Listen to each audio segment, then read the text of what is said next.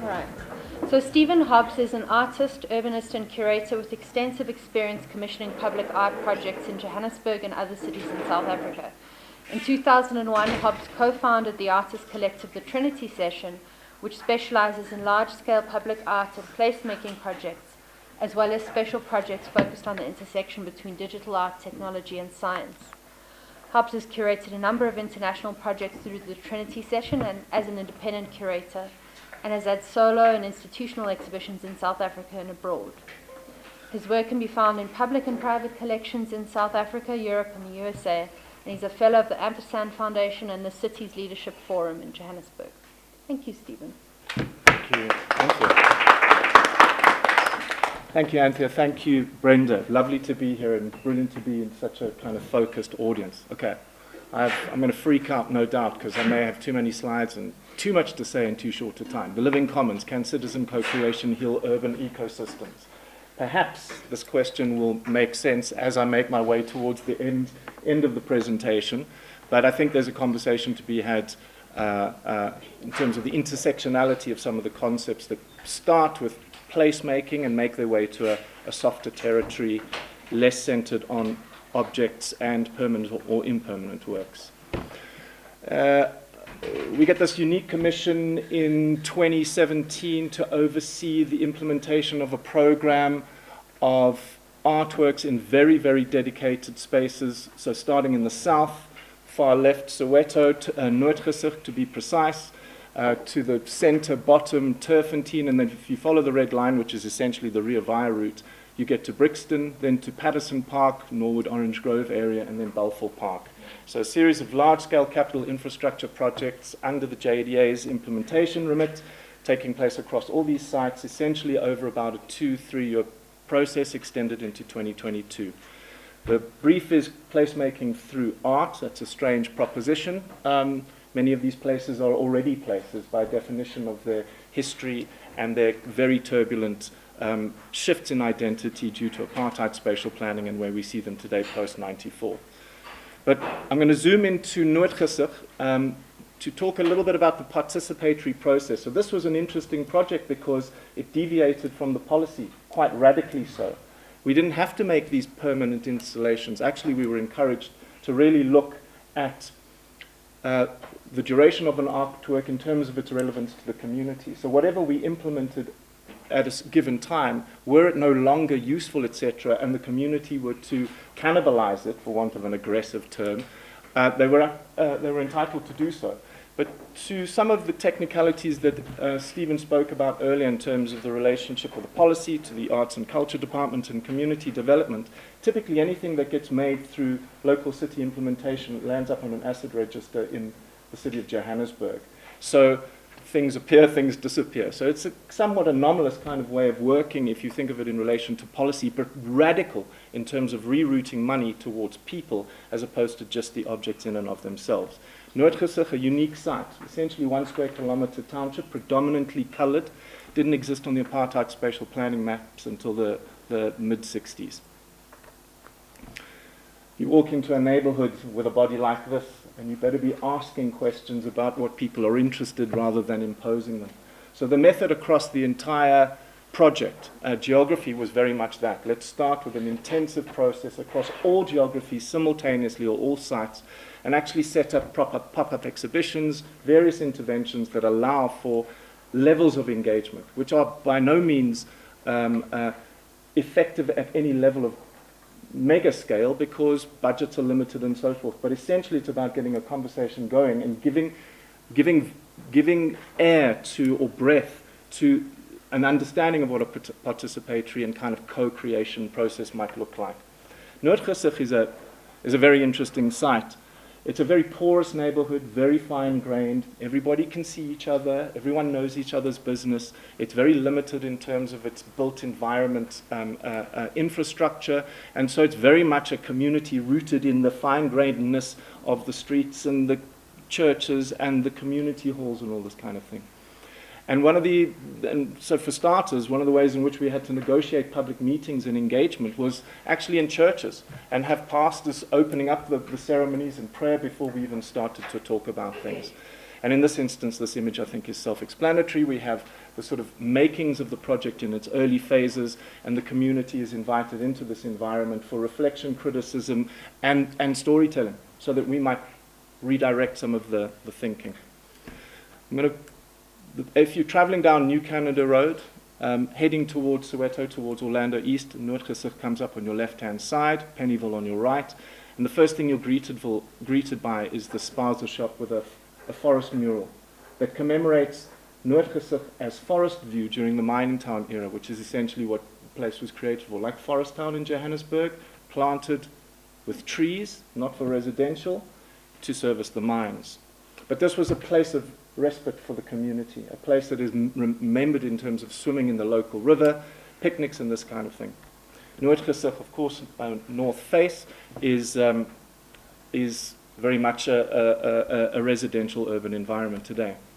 This is a snapshot of the kind of processes that, not dissimilar to some of the references that came out of Usha's presentation. Top left, that was Peter Stanley Witness's initial concept that then translated into that mural on the spaza shop. And a variety of other urban design concepts and permanent or semi-permanent ideas. Apart from the public realm, there was a new library being built, and that was the big capital infrastructure project. And this library is a big deal, you can imagine, in the community. So the opportunity to work, particularly with children, and understand, the library was intended to be a 24-hour space. So you can imagine the potential hostility of this environment, which is true. There's a lot of tension in the community. So the idea of a mother being able to escape with her children to a library is an evocative idea. So how could we work with children in the area, and how might we imagine things that would be of use in that space? There's more I can say about the pictures. These are some of the outcomes from that process. Top left, if you see that letter L and the letter E top right, that's fabulous concept over there from one of the design process. You see the image dead center, more or less. And so you have this amazing kind of furniture concept based on the vernacular term for the neighborhood, builter, to build up, also informed by the mine dumps, the artificial sort of mountainous landscape there. And then sort of play equipment and so forth. So there's a moment there where you're moving way outside of the public realm and moving into a conversation that could have potential to be of use and value to certain segments of the community. And I'm going to take a little dive into the kinds of things that you discover when you are working on projects that have durational timeframes like 2, 3, 4, 5 years. You know, when you execute a piece of public art in a year, there's a lot of compromises that take place. And if you take too long, sometimes you lose momentum. But in a project like this, we had the full support of the JDA and the city to really dive into what the kind of local practices were in that neighborhood. And we were struck by the biker boys, the 786 cycles. You can see that they are innovators of bicycle chassis. So there's an entire initiative that they're concerned with, which is basically designing bikes, getting kids off the streets, up the mine dumps, and going for rides on a regular basis, keep you away from the drugs and the alcohol. And then they take it one step further and actually make conceptual pieces, these phenomenal sculptural works that you see imaged right. So the conversation then goes, well, what about a piece of urban furniture? What about a destination point for your bicycle tours to start from? And what about a relationship between urban furniture and a backdrop? And so the design process materializes that. Pretty straightforward. I'd love to talk more. I probably will talk too much and then I will run over time. So I'm going to quickly jump out of Noordgesig and move to something that was something important to reflect on, because these processes were integral to our initial R&D work across all the sites.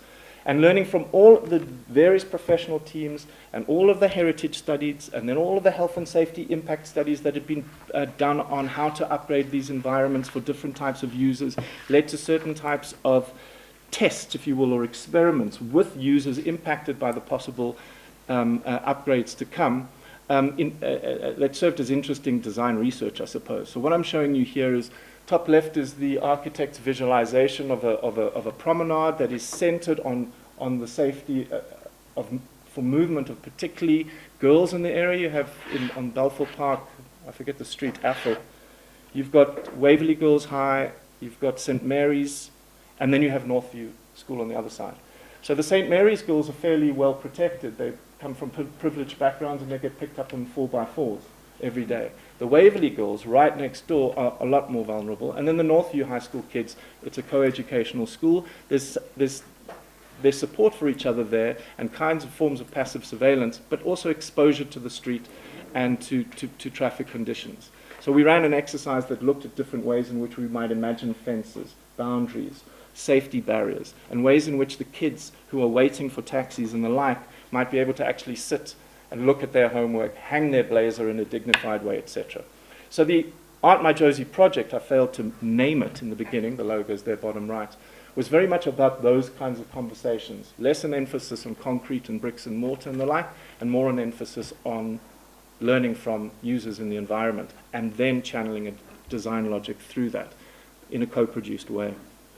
Indeed, Stephen spoke about or mentioned us working on a more national scale. We did a lot of very conventional commissioned work through direct commission, through competition, through workshop-based stuff in Quebec for the Nelson Mandela Bay Development Agency, 2009 through 2010. And all I want to focus on was an interesting opportunity where we had a collaboration with the urban designers who were working on the Donkin Reserve. So our site is the Donkin Reserve with the famous pyramid and the lighthouse. But you see this winding staircase that makes its way down to the waterfront, essentially, and it's essentially a Route 66 commemorating Nelson Mandela's life. But there's designed in the spirit of a voter's queue. So there's an opportunity to engage another generation, a young generation, to occupy that space, to mark and inscribe themselves into that space in a particular way that might have some bearing on their pedagogy at school or their better sense of future self in that city. And then it materializes ultimately in a piece of work that is a fairly conventional steel thing that commemorates the voters' queue of 1994. I was asked to also reflect on some of my work. I usually don't in these situations because I get freaked out because I'm doing too many things. I wear too many hats, and as a consequence, you go bald. For a long time, I mean, when I started working at the Market Theatre in 1994, moving into the city in those days was an interesting space. It was perceived to be really violent and dangerous, but in many respects it wasn't actually. It was a tension surrounding transformation and a new sense of ownership and occupation. But within that space, there's a kind of conceptual sense around surveillance, being welcome, not being welcome, feeling threat at the street level, feeling threat at an intersection, etc. And I've always been interested in the visual language of camouflage and made a lot of photographic work of that nature in the 90s. And then I got really interested in a military design logic called dazzle camouflage that camouflaged ships in the First World War. And essentially the optical complex of that design is really to confuse a U-boat torpedoist. So when you shoot long range, you have to fire ahead of the target, and typically a torpedoist will shoot one shot ahead and one shot behind. You have to do that just in case. And with the dazzle camouflage, it confuses where the bow and the stern is. So you have no idea at distance what direction this thing is traveling in. And by the time a torpedo is shot, they've heard it on radar, the target itself, and then they can negotiate. That to me feels a little bit like Joburg, you know.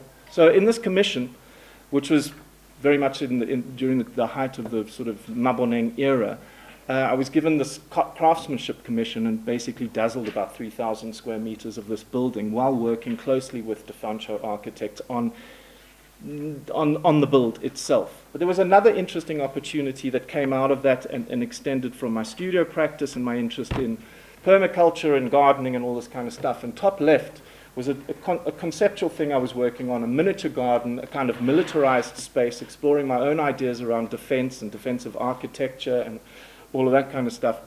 And Jonathan Liebman, then the owner of Propertuity, or CEO, had already commissioned the Dazzle project and then came in a bit later and said, okay, I want you to do the garden and the pool for the site. So what came out of that was a pretty straightforward landscaping exercise, highly, highly compromised on a number of levels. But what was pretty special about it was in Jeppes-town, in Maboneng, in this environment was suddenly this soft green space, which very quickly became occupied by birds and the nesting of weavers and so forth. And these, the entire garden is indigenous, and the acacias and so forth are now home to bird life. So there's a tension, of course, in Maboneng. It was essentially gentrification and the erasure of certain types of practices, and with that, other living opportunities. And those are often the nature and the contradiction of these kinds of projects. Last year I was part of the Structures exhibition at the Johannesburg Contemporary Art Foundation and was commissioned to do this special project, which was the first of its kind, sitting outside of the museum itself. Inspired very much by a lot of work I've done by way of documentation and my own research working in sub-Saharan Africa and West Africa, really interested in design contingency. I was in Dar es Salaam. I was in a fairly fancy hotel doing on a research thing, and the exterior of the building was clad in that kind of timber scaffolding structure, which is as much precarious and vulnerable as it is ingenious and actually fairly useful for the duration that it needs to be. And that kind of contingency of cobbling together and finding materials to produce an environment, a landscape that often remains consistently unfinished throughout myriad African cities is another kind of tension that is really interesting to look at. I think being in construction-based work, I'm not going to talk about how we made public art pieces. Osho already did quite a lot of that. But it's pretty radical when you're actually physically involved with professional teams, engineers, quantity surveyors, developers, a whole lot. And the complexities of a build. The Irland is something one could talk about for a very long time, actually. So there's an interesting, I don't know if I'm going off point or wherever I want to go with this point, but there's an interesting tension for me between that language system, the logics of designing and building physically and all of the kind of threats and challenges that come with that, and then this very kind of temporary way of building and making and thinking. And actually that feels to me the most agile way to work. Constant, permanent, physical edifices don't really teach us much after a certain point in time. So I suppose I do believe in decommissioning. All right, closing off on my work. In 2000, I read an article in a newspaper in Joburg that Bruce Gordon was opening a bar in Long Street in Cape Town called the Joburg Bar. I nearly plutzed, fell off my chair, called up, and I can't remember how it happened, but at the time I was a smoker, and I was talking to Lucky Strike about this, and they said to me, well, listen, we're quite keen, we'll fund your idea for a thing. I also spoke to Bruce. Obviously, I phoned Bruce up. I said, that's brilliant, man. That's the cleverest thing I've ever heard. So much competition between Joburg and Cape Town. We were winning in those days. But I needed to present Joburg to the Cape Townians as a kind of slap in the face to Joburg and Cape Townians. In other words, when you're sitting down semi-pissed, you're looking up at Joburg, which is actually upside down, which is where I want to segue now to some Mirabel, and it rotated for a period of time, and it shone beautifully. And funny enough, in the picture grab bottom left, that's Ed Young in the vest, and just below him, looking up at him, is Sean Slemon.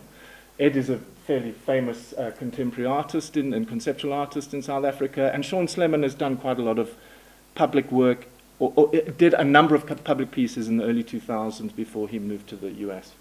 All right, here we go. We're going to go off on a little adventure. For humans, identifying where one individual stops and another starts is not generally something we do well. We all live and breathe fungi. That's from Entangled Life by Merlin Sheldrake. Okay? Fungi release around 50 million tons of spores into the atmosphere annually, equaling the weight of 500,000 blue whales. This massive atmospheric volume makes them the largest source of living particles in the air, with scientists estimating between 1,000 and 10,000 fungal spores in every single cubic meter of air.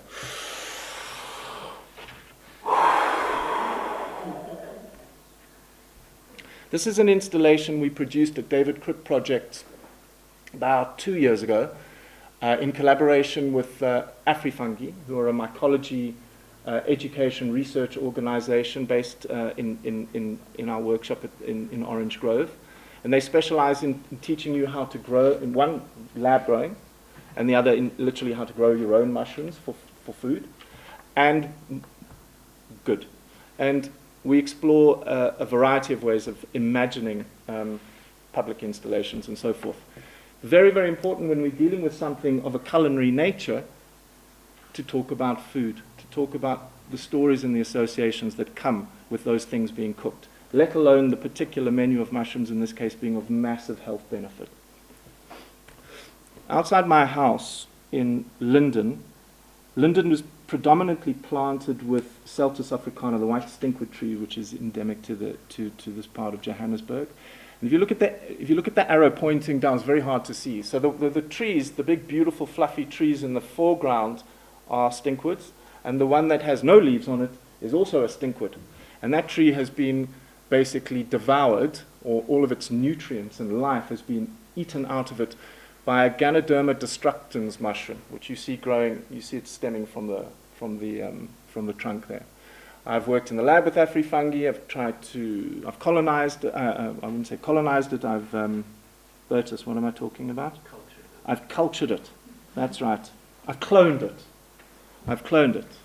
And so I wanted to grow to understand if I could use it in a substrate to start imagining ways of working with it sculpturally. There's some value in this for later on, insofar as if Johannesburg is one of the biggest man-made forests in the world, and these spores are airborne, any wound or scar in any of these trees, particularly jacarandas and the stinkwood, they're completely susceptible to an inevitable demise. And I've mapped 8 of these trees already in my neighborhood, and in Emmarentia Dam. Probably got about 3 minutes left. Okay, so it's cool. So some of that work is called... I've got 5 now. Excellent. I'm going to make my point. So it's very important to show off from time to time. There are the destructans on my lap. That one I'm holding there is actually 3 that have fused together. It's a massive fruiting body, right? It's an incredible looking thing in its own right. But the late Derek Davey, writing for the Mail and Guardian, really picked up on what we had done with the shiitake log installation at David Crook projects, and was on a particular wicket around urban farming, greening and growing that came out of the pandemic, which is where I want to go to now. So I'm not going to have a lot of time. It's really tricky to look at this stuff. So what am I talking about? Sorry. Plants as social connectors. Right. Lasting behavioral change. These are psychosocial things that manifested during the pandemic. I was living in... So please read some of that stuff, because I'll get lost if I try and get my way through the things I've highlighted. But I was living in Ireland during the pandemic, and we had a team of 7 project managers and designers and so forth in our permanent employ for the Art My Josie program, which was still running in 2020 and 2021. And the mental health that many of my staff were experiencing was chronic. And we had chosen to move to live rurally in Ireland. And not to live forever abroad, but also to continue that connection with South Africa, keep the Trinity session going there, and then, move things around on a global scale. And Lavinia, one of our project managers in Noordgesig, was having such a kind of panic about everybody pointing fingers at who was making each other sick, that I needed to pause her and just say, Lavinia, do you know how to grow food? You know that tomato you get from the spaza shop? We'll dry the seeds. And that was a process we implemented with all of our staff. Some more radically adopted it more radically so than others. But really it was about hoping that what might start to happen is a deeper engagement with living systems at a point in time where we're all fearful of dying. So this connection to ecology and repositioning ourselves not at the top of the ecological cycle, but integral to it, was part of the logic that underpinned those intentions. And at the same time, something of a kind of subconscious critique against all of this bricks and mortar stuff we'd been doing in the city up until the Art My Josie program, although we did make a few permanent pieces for Art My Josie. What does this one say? Mycelium is the underground root-like structure of fungus. So the behavioral system of a mycelial network is central to our planet, central to understanding how carbon waste from forests is consumed and recycled. And what's been particularly interesting from a scientific and social science point of view is understanding how mycelium exchange nutrients. It's as much parasitic as it is mutualistic as it is symbiotic. And then when you start understanding that in relation to a mycorrhizal network, where certain fungus that collaborate with the root systems of trees actually have this profound exchange of information through the release of chemicals and enzymes and nutrients that share warning signs and so forth as to this health and safety of the forest. These are very powerful metaphors and real things that happen. It's referred to as the Wood Wide Web. I've got 2 minutes left. Are you guys into this? Because I could go on. Okay, I'm not going to say much more. I think the points are being made. There's a little bit of text there, but there's something in, would you like to explore how mycelium is used in eco-friendly packaging? Okay, I'll just plant mycomaterials there and I'll move on. Okay. In March this year, and I'm delighted to see that in our company is Sylvester over there and Bertus van Roy over there, 2 members of the Fungi Fellowship initiative that we started earlier this year, really about bringing together a variety of practitioners, a hyper-interdisciplinary project exploring through kinesiology, art counseling, art therapy, traditional healing, early childhood development. There's a bunch of terminology, play, marketing, the whole lot.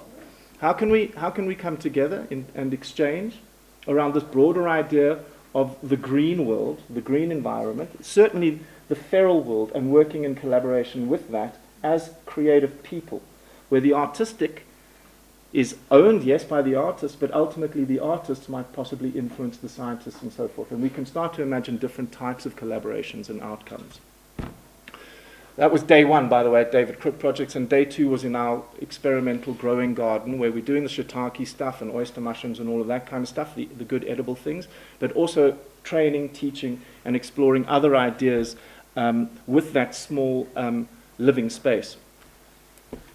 And ways in which we can interact in these spaces. I mean, this is something we can all do anytime we want to do. If you want to look for fungus, just go in Joburg after the rainy season, 3 or 4 days after the rain, when the climate is, when things have settled and the humidity is sort of in its right place, the mushrooms will pop up. And you trek along Emerentia Park, you're going to see it.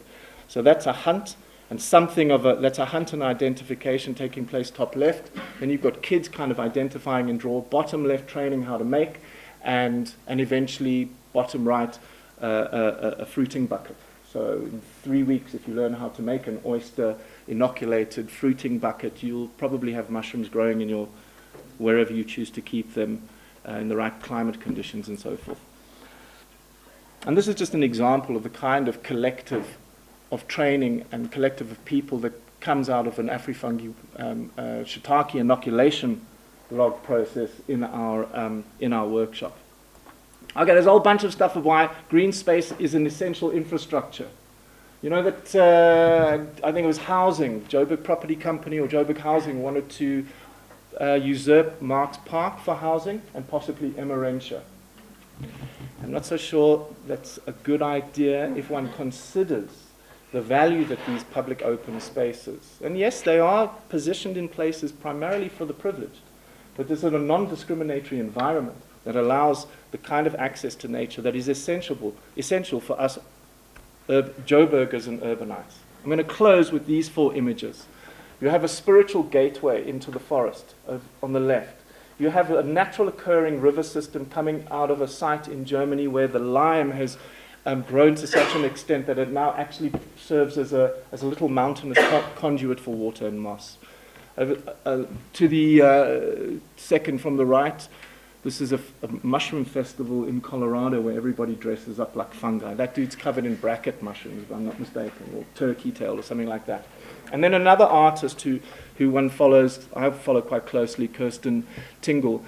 That's her body that has been 3D scanned and then all the formwork done and then infused with a substrate inoculated with essentially what look like oyster mushrooms, and the body is placed on the forest floor, and we start to see the fruiting bodies emerging when the right kind of humidity and moisture is introduced into that sculpture. Thanks. Ça va?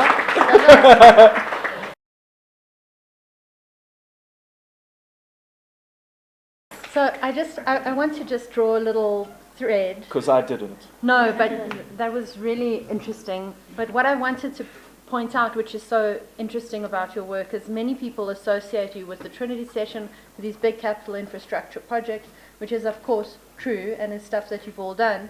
But maybe what's less known and what you've sort of brought out today is the extent to which you've worked with communities in consultative processes and in participatory processes. And those are different things. Consultation and participation are different things.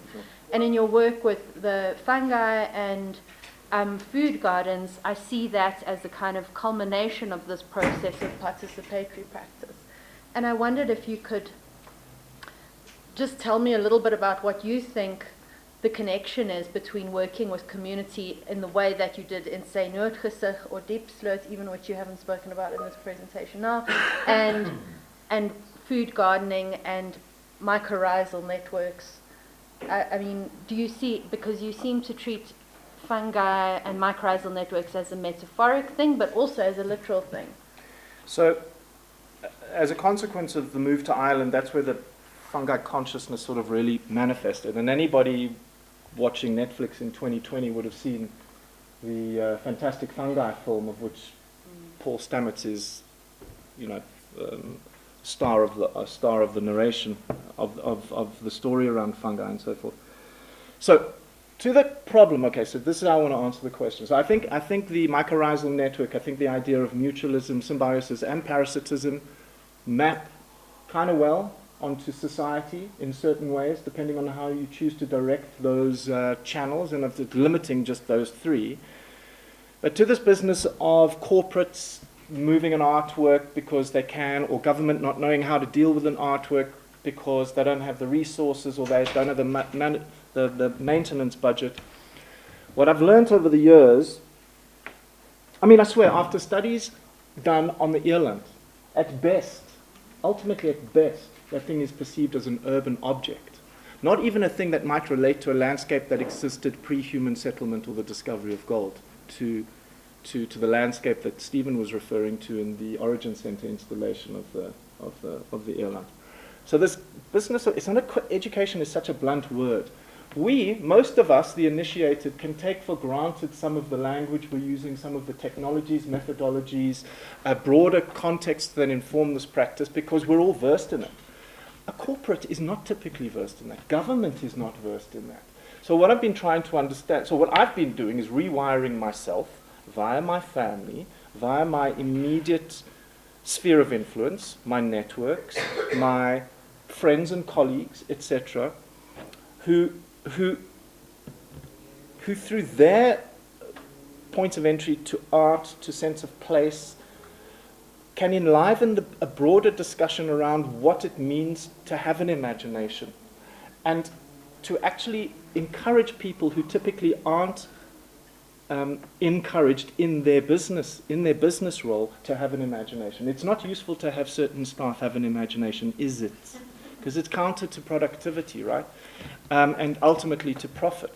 But obviously us artists and have a much more utopian idea about, I do anyway, more now as I increase in years, is I want to understand what inclusion looks like. And participatory design processes is one way of doing it.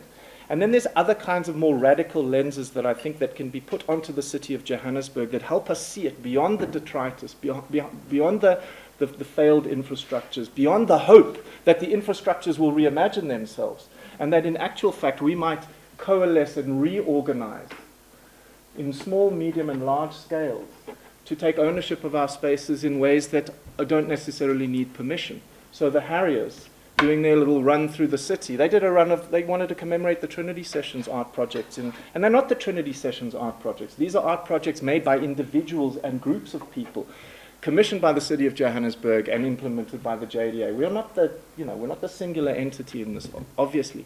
But it would seem that in this collapsed state, and that is to Abdul Malik Simone's text on black urbanism, is specifically that. His analysis in Kinshasa in particular, the fundamental collapse of the city after independence, sees people moving and negotiating and reimagining, I'm not even sure is the right language, really just surviving with what is available materially and so forth, to build their lives in the best way they possibly can. And I suppose to some extent, certain townships, maybe the West Bank of Alex is not a bad example to draw comparison with, where people are the machine, are the infrastructure, are the material, are the system makers, and so forth. And I'm very, very fascinated by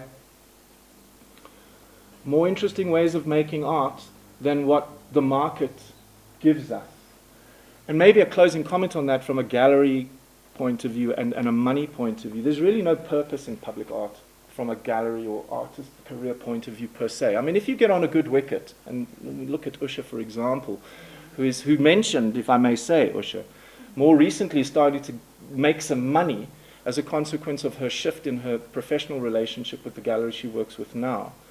But also has this remarkable trajectory with all of the commissions she's getting at the moment. And long may that last. But it's not a sustainable system, really. And it doesn't actually have an ecosystem. It's extractive by nature. It's just money attached to ego. And often you're not involved in the authentic way. I mean, the Art My Josie program, there was a process of like 10 years of impact, not 10 years, maybe 6 or 7 years of heritage impact assessments, community engagement processes, local mobilization around a whole bunch of research to understand what the city should or shouldn't be doing in that neighborhood as a result of talking to people. We're terrified of talking to each other in the art world because we're scared we're all going to sound stupid. Right? I don't know. The moment you bring art into the equation, you're fucked. The word. In outside of this kind of forum. So I don't know if I'm answering your question, but I'm concerned with a bunch of issues around every opportunity. How can things are always complex? How can you simplify for some, make complex for others, and through that look at the simplification again, the translatability of it.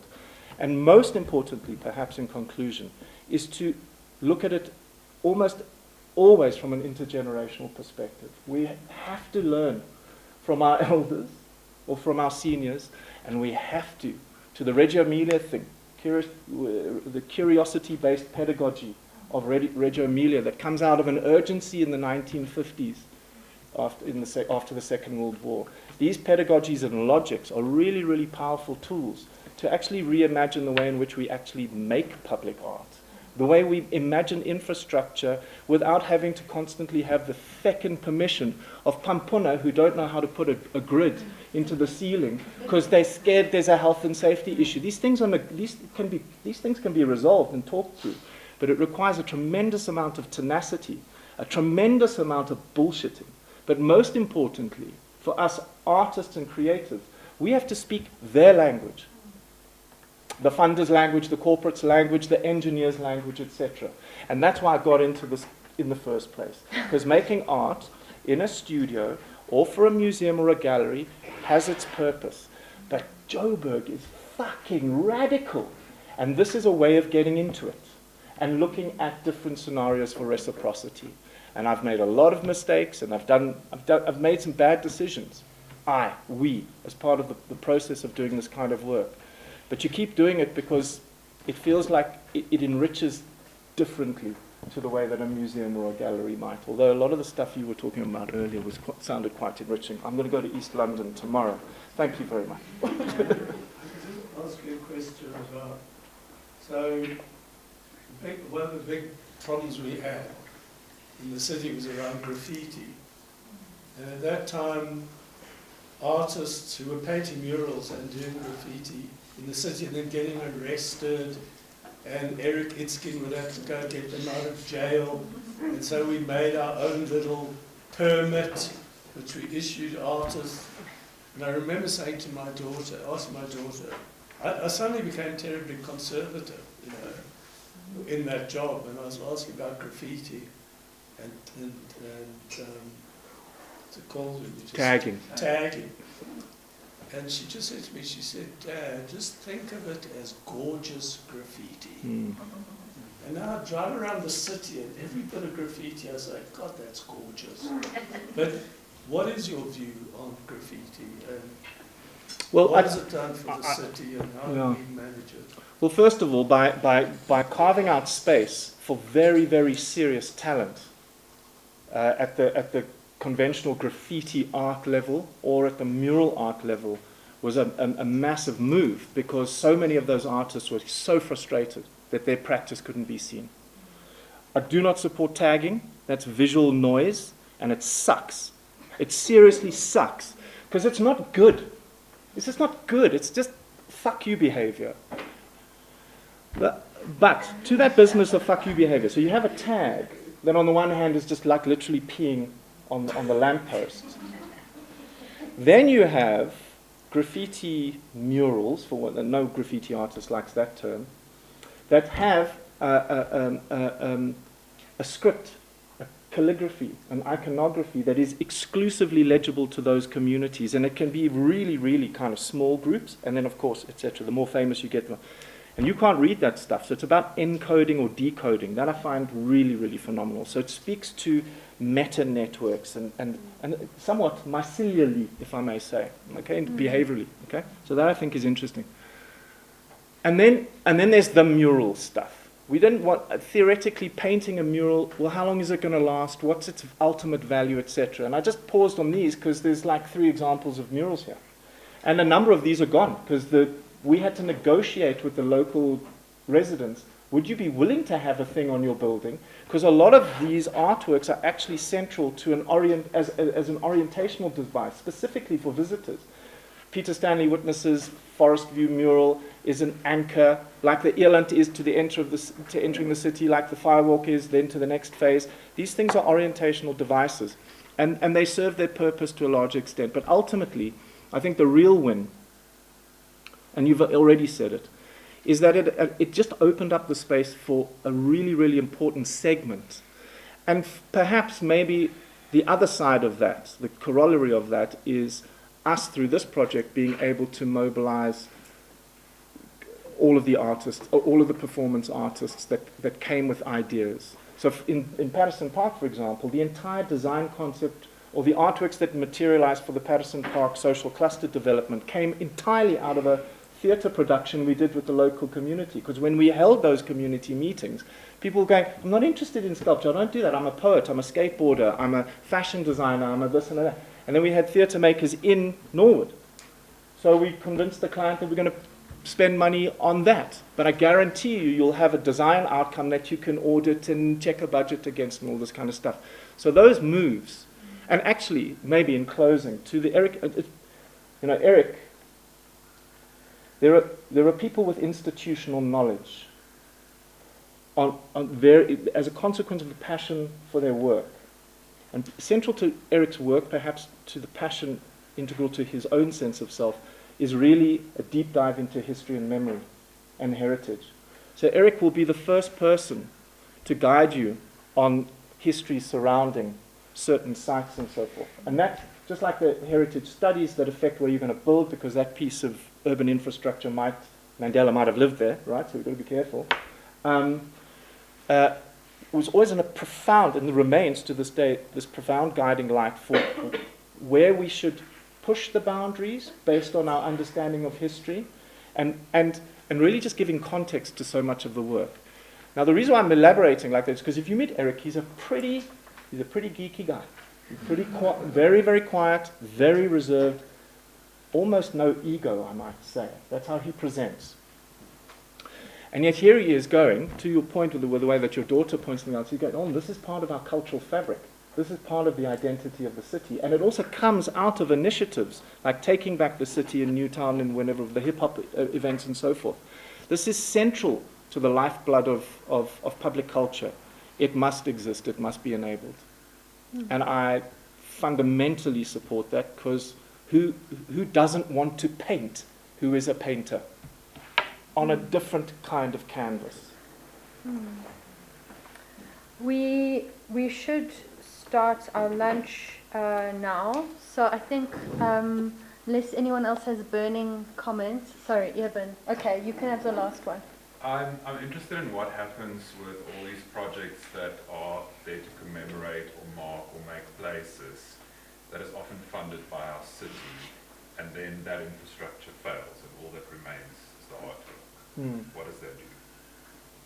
Well, you might actually say that based on, if you just look at the catalogue that Community Development Arts and Culture released a year and a half ago, so this is Eric and his team looking at 70 odd pieces that are worthy at that, a lot of that level, like more ephemeral commemoration, more obvious commemoration, and so forth.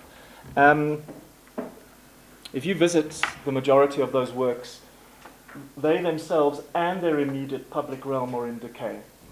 So the artwork is in decay as a consequence of a lack of understanding or appreciation for the thing, and then the neglect that comes with the responsibility of different city departments to maintain that environment.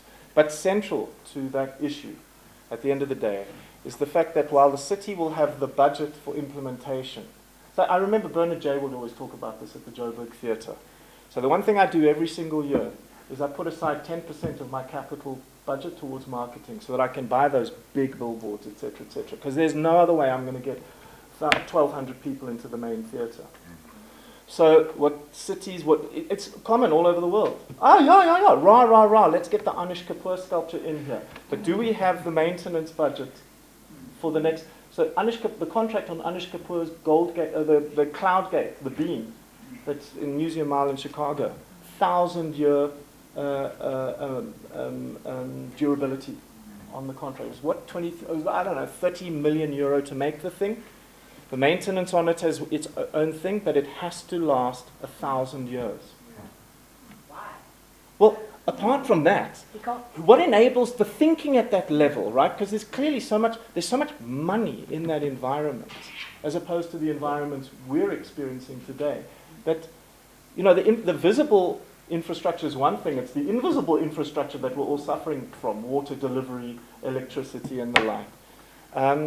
Different scales of imagination. World-class African city was where we sat around 2010. When Mashaba came into power, and at the time that we were doing the Art My Josie thing, he removed world-class African city from the Joburg logo because he said, we ain't. That's important to do that and take, whether mayorally he did a good job or not, it's academic, but he was asking an important question. Let's stop comparing ourselves to all of that over there and trying to meet those goals and objectives. Let's look at what is really manageable and doable here and think long term.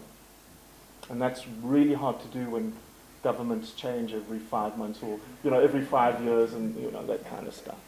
Anyway. Thank you so much. Okay. Thank you, Stephen. Thank you, everybody. Please join us for lunch.